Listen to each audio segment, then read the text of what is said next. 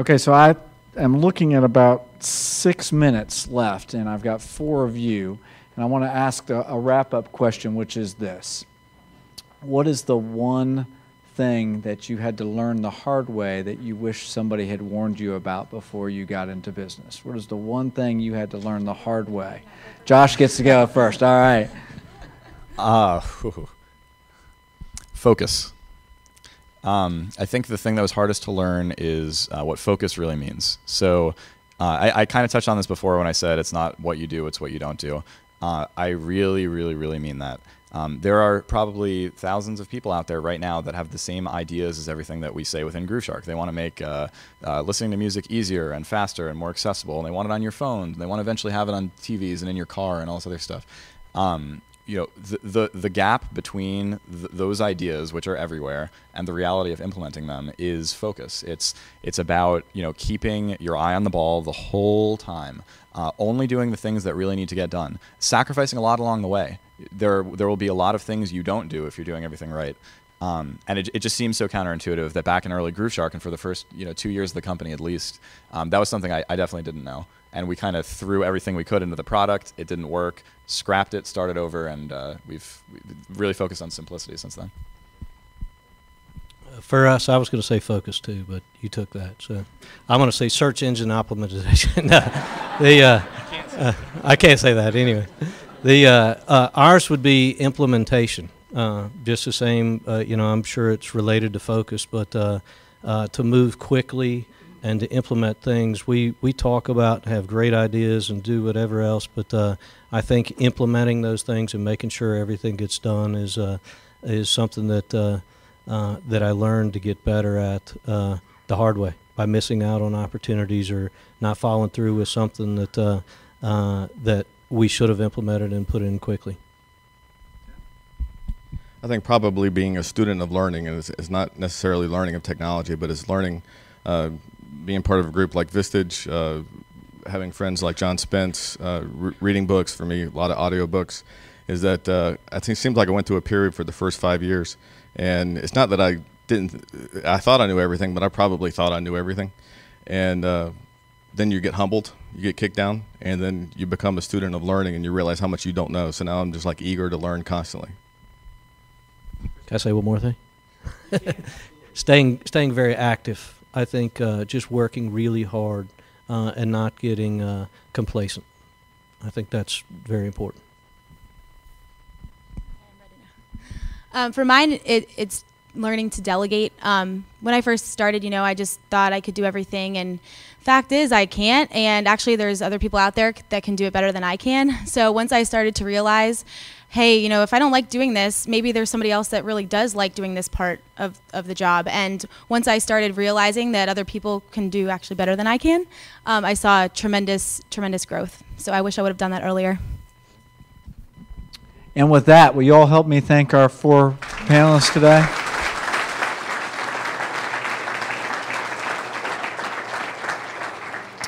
We really appreciate you all's involvement too. You had great questions. Thank you. Thank you for doing that.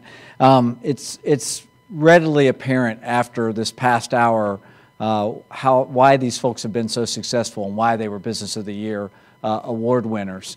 And we want you all to be Business of the Year award winners as well. So there is a method to our madness in this whole thing, and that is we are open for your applications for this year's Business of the Year. So you can go to GainesvilleChamber.com, GainesvilleChamber.com, and download your application, and let us hear from you. Let us see your applications going forward. So let me talk to you as well. You all have some of these things in front of you on your handout about some of the events that are coming up at the Chamber.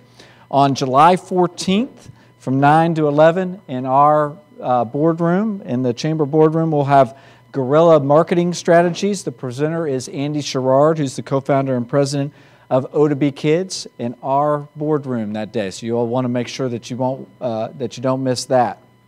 And then we've got 2 more Chamber lunches, as I mentioned. I won't talk about the one in August just yet. Let us get through the one in July. The one in July is July 21st. It'll be from 11, just like this, from 11 to 1. That's at the Best Western Gateway Grand this time, so don't come back here. We'll meet you out at the Best Western Gateway Grand. And it's about opportunities that lie ahead in our community. We've got a number of very great plans, and you heard something about Innovation Square, and you've heard an awful lot about what's going on in this community going forward. And so we'll hear from Anthony Lyons, who's the director of the city's Community Redevelopment Agency. We'll hear from Jane Muir, who's the associate director for the University of Florida's Office for Technology Licensing. We'll hear from John Fleming, who's the managing member of Trimark Properties. Ed Popple, who is the vice president for Business Affairs and Economic Development at the University of Florida. Martin Gold, the director of the School of Architecture at UF, and Sherwin Henry, who is the mayor commissioner pro tem. All of them will talk about amazing projects that are going to be going on in our community that will change the face of this community in the next 10, 20 years. You won't want to miss that one. And again, Best Western Gateway Grand. Please do take a moment to fill out those evaluation forms. It does help us make these things better for you going forward. I wanted to thank Jackson Sasser, but he snuck out on me. It is great to have an opportunity to have the president of Santa Fe College here, Doug Jones, who is with Santa Fe College as well. Thank you all for being here, and thank you for everything you're doing to help grow business in our community. We have a number of folks with us who have long-term commitments to the Chamber, and I want to recognize some of you all in this room. Jennifer Lester with Del Graham. Where's Jennifer?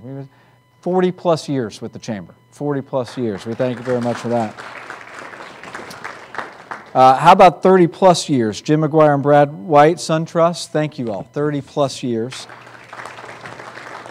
Where's Mirtha? Mirtha Browning, Campus USA, 30 plus years. Lon Stafford. Where's Lon? Lon, 30 plus years, Carr Riggs and Ingram. Thank you so much.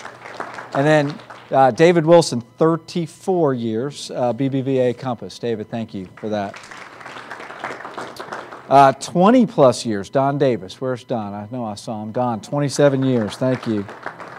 Georgia McAfee, Crime Prevention, 24 years. Thank you. Doug Wilcox. Where's Doug? Right up front. 23 years with Shearer Construction. Thank you very much. Wall Staff Personnel, 23 years. Where's Erica Quirk? There's Erica. Thank you very much. Exactech, Stacia Madden. Where's Stacia? I saw her. There she is. Thank you. 22 years. A number of folks with WCJB, they've been with us 21 years. Beth Ing, Alan Chapman, Jen Norman. Raise y'all's hand. Thank you for your hands. Thank you for being with us. Utopia Chalet, 21 years. Where's Geraldine Douglas? Geraldine. There she is. Oh, okay, great. Thank you for being here for it. Fairfield Inn by Marriott, Beth Taylor, 21 years. Where's Beth? She snuck out. What's that? You're there for? University of Florida Performing Arts Center. Where's Jennifer Tyler? Jennifer, where are you at? 20, or not, yes, 20 years, right on the nose. And then 10 plus, Joel Islam, Florida Food Service. Joel, you're 16 years. Ken Cornell, Cornell and Associates. Ken, 14 years. Debbie Knopf with Florida Citizens Bank. Debbie, 12 years. Shane Roach, Mr. Paper, 11 years. Shane, thank you very much.